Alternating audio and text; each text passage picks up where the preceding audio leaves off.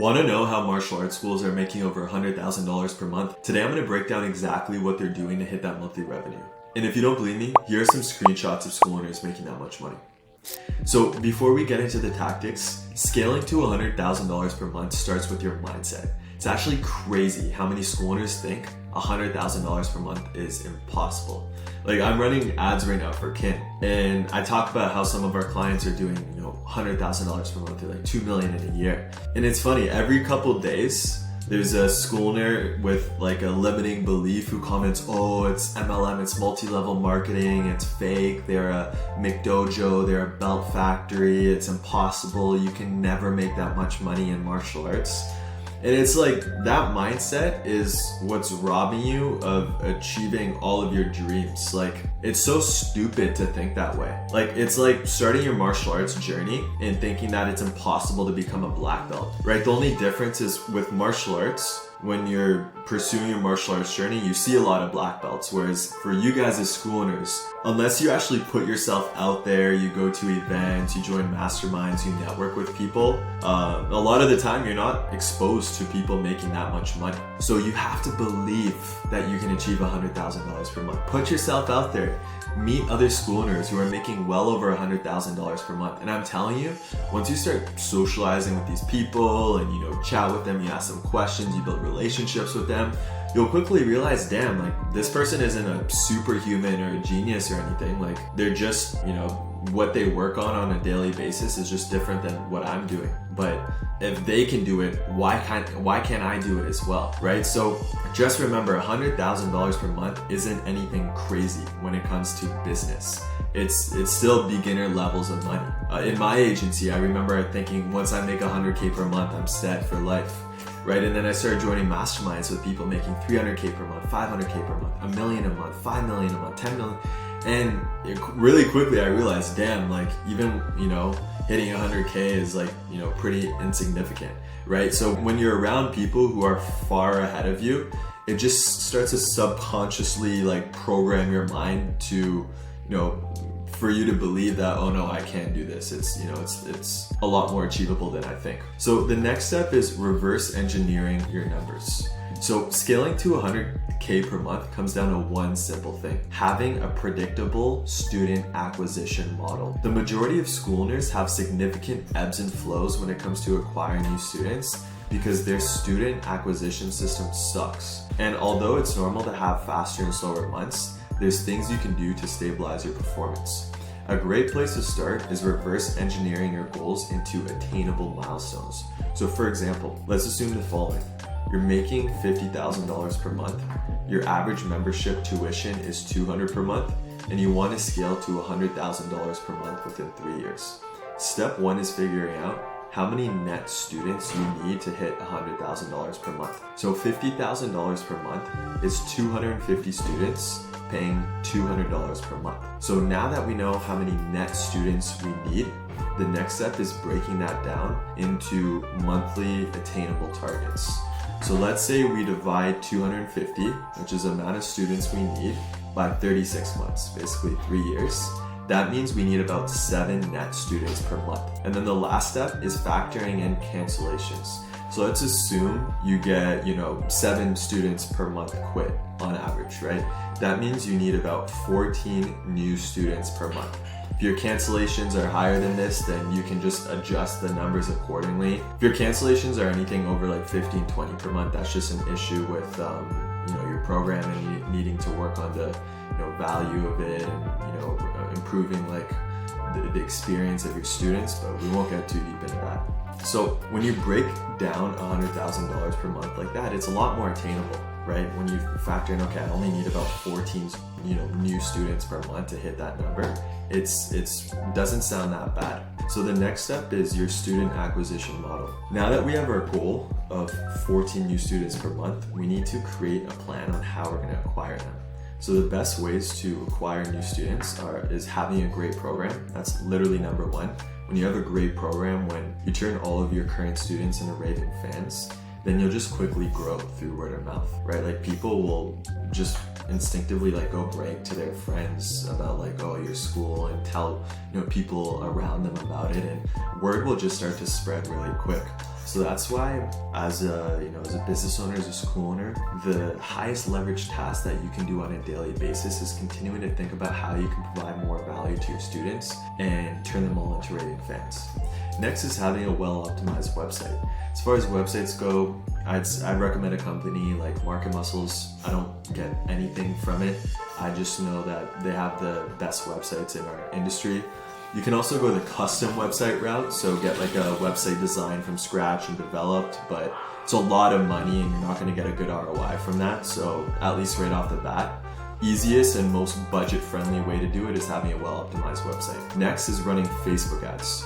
So Facebook ads is still the most efficient way to acquire new students in our industry. Why? Because most martial arts schools are trying to acquire kids for students, and if you look at the demographic, you're targeting parents, right? They're the decision makers. So with that being said, most parents congregate on Facebook and Instagram, which is where Facebook ads show. So that's why you want to focus mainly on that platform, and that's why it performs so well. Then you also want to be running Google ads, right? Google ads is where when people are ready to make a decision, they're going on Google. You want to get at least 100 to 200 Google reviews, because when you do that, majority of the time you're going to be far ahead of any other martial arts schools in your area when it comes to Google reviews. And Google reviews is just it's just a level of social proof. Like when everyone else has like 50 Google reviews in your area and you have like 200 plus, you are just like, to anyone who looks up, you on Google, as long as they're like 5-star reviews, you are just the obvious like number one choice. So you're just gonna get so much more organic traffic. Building your Instagram, Facebook, and TikTok to that 1K to 5K follower range will also add a lot of social proof, and it'll just drive a lot more traffic to your website, which will result in more leads and students. Having a great referral program, right? So having things in place like, for your current students, if they refer someone who ends up signing up, your student gets maybe $100 credit that can be used towards memberships and merch, etc. And their friend also gets $100 credit, right? So it's a win-win situation. And then grassroots marketing. So getting out there, right? Doing events at schools, having like buddy nights or parents night out nights, having like booths and like demos at local city events, like just getting your name out there as much as possible in the community. Now you can do other things too, but these are the best ways to acquire new students. So just like we reverse engineered our goal of hitting $100,000 per month into an attainable monthly goal, we're gonna do the same for breaking down our student acquisition model.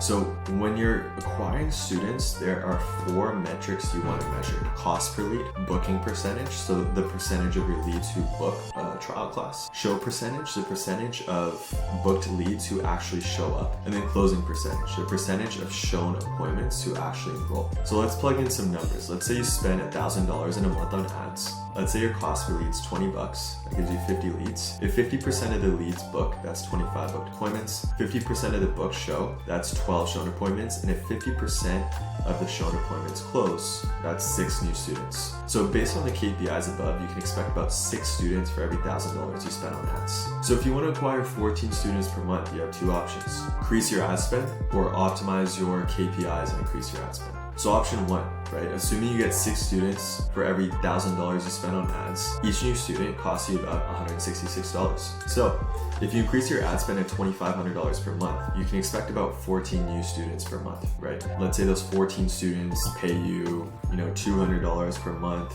14 times 200, it's like $2,800 of new MRR you're bringing in every single month. Now option 2, let's say you don't have the budget to just ramp up to $2,500 per month right away, then you can make up for that with sweat equity, right? So basically working on your KPIs. So let's assume you increase your booking, show, and closing percentage by 10% each. So you still spend $1,000 on ads, you have a $20 cost per lead, so you got 50 leads. If 60% booked, that's 30 booked. 60% show, that's 18 shown. And if 60% close, that's 10 new students. So just by making minor improvements, you lowered your cost per acquisition to only $100. So for the same $1,000 you're spending on ads, now you're getting 10 new students every month versus 6 new students, right? Now you can increase your ad spend to maybe around $1,500 per month and still hit that monthly goal without having to go all the way up to $2,500 per month. So when it comes to acquiring new students, It's just a game of numbers, right? You're either increasing your ad spend, you're improving your KPIs, or you're doing both simultaneously. And then you're just reverse engineering these numbers to get you to the point where you're acquiring the amount of students that, that is your target on a monthly basis. Now, this is more from an ads perspective. You're also going to get excess students coming from organic social media and your website, and of course grassroots marketing is, you could be getting another 50, 100 leads. Even if an extra 3 to 5 of those convert per month, that adds up to being extra students. So this is just purely from an ad perspective. You also want to factor in how many students you get organically through word of mouth and referral and a lot of these other, marketing avenues that you're going to be doing. And then from there, you can just, again, reverse engineer your numbers. So just to recap, you want to keep it simple. Reverse engineer your goal to figure out how many net students you need per month, right? So if you're at $0 and your goal is 100K per month, and let's say your goal is to get to, let's do this together right now. Let's say you're at $0, right? And your goal is to get to 100K per month within, 3 years, right? So $100,000 per month. And let's say you're charging $200 per month, right? That's about 500 students. 3 years is 36 months, right? So you need about 13 new students per month, right? Now, for the first 6 months or so, you probably won't have that many students quitting since you're completely new. We'll round up to 14 students per month. Let's say over time, 10 students quit on average per month, right? That means you want to aim for, 24 new students per month, right? Your goal is 14 net students, but your actual goal for new students is 14 new students per month. So same thing, you just go back to your numbers. You plug in, your ad spend, your KPIs, you make sure your daily inputs equal to you hitting that goal of 24 students per month. Next thing is keeping your churn percentage under 3%. Now this is more of a topic for another video, but basically as you get more new students over time, you're gonna get a higher number of students quitting each month, right? A good churn percentage, churn meaning the percentage of students who quit, it's about 3% on a monthly basis. So let's say you have 100 students and 3% quit. It's only 3 students quitting per month, which is pretty good. But now let's say you're at 300 students, right? That's 9 students quitting every month. Let's say once you get to 400 students, right?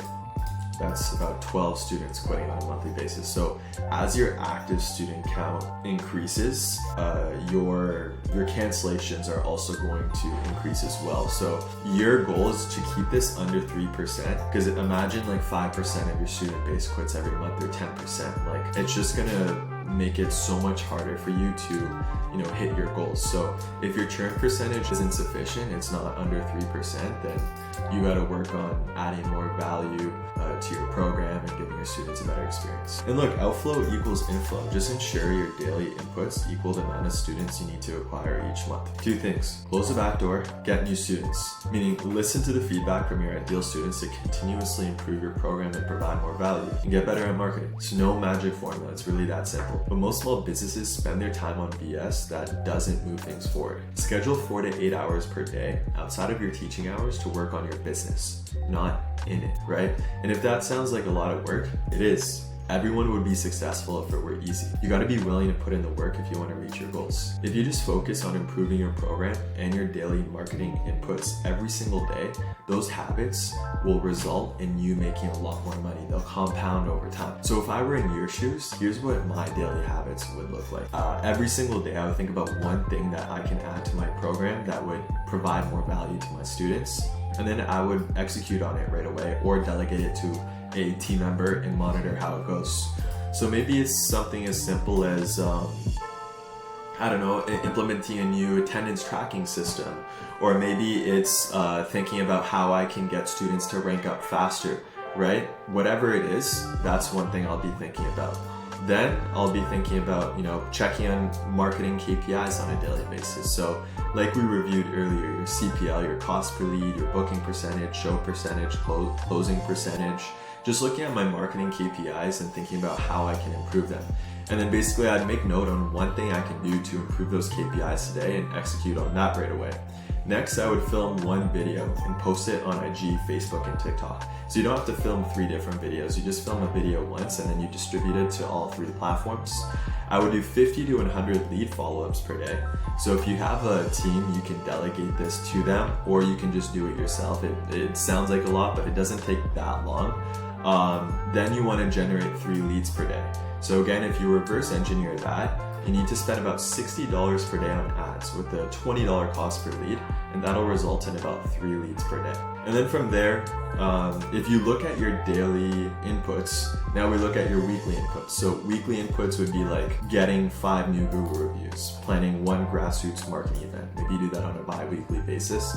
And then filming and launching 3 new ads if your current ads are fatiguing. Now here's the power of daily compounding. Let's assume you work 6 days a week. Over the course of a month, you'll get 90 new leads, you'll have 1,800 lead follow-ups, 72 posts, 12 new ads, 20 new Google reviews, and 2 grassroots marketing events, which should generate about 50 leads. Now, if you look at that over the course of the year, that's just over 1,000 new leads. That's 21,000 lead follow-ups. That's 864 posts, 144 new ads, 240 new Google reviews, 24 grassroots marketing events, which should generate you about 600 leads. So as with anything in life, you're not going to be great at it when you first start. But that's why the daily inputs are so important. Because imagine how good you'll be at marketing once you've posted 1,000 times or created 100 ads or did 24 grassroots marketing events, right? You're just going to get better and better and better over time. Success is no secret. Stay focused, believe in yourself, and stay consistent. And over time, your habits will compound. Your outflow, your daily habits will equal inflow, and that will result in you just getting more and more students over time.